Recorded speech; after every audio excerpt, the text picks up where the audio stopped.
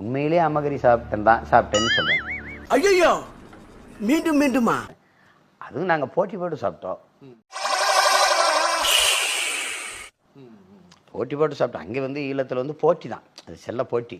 யார் கடைசி அதிகமாக சாப்பிட்றது அப்படின்னு.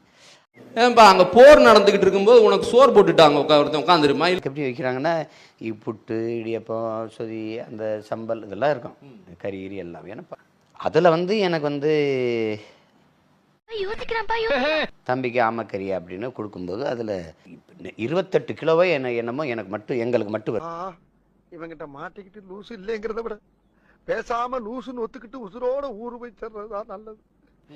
அவர் வந்து எனக்கு வந்து சிங்கள ஆட்சியாளர் கலெக்டர் அலுவலகத்தில் படுக்க வச்சிருக்காரு. ஏன்னா அதில் தான் அவன் குண்டு ஓட மாட்டான்ட்டு. ஆமா, நீ பெரிய ஜமீன்தாரு, ஒன்னு இருக்கு சொல்றக்கு. வெளியே போங்கடா அயோக்கிய. நேரம் விளக்கு இருக்கும், சாப்பிட்றேன்னு பார்த்தோன்னா அணைச்சிரும். கொசு கொன்று தூக்கி அங்கங்கே போடும்.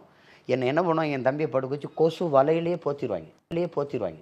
இந்த போர் சூழலையும் உங்களை மட்டும் கவனமா பார்த்துட்டு இருந்தீங்க. எல்லை ரசாயன கெமிக்கல் என்னப்பா அது பெரிய தொல்லை. காலம் வராதப்பா. சொல்லுங்க. தம்பிக்கு ஆமக்கறி அப்படின்னு கொடுக்கும்போது அதில் 28 கிலோவே அதே மரமா?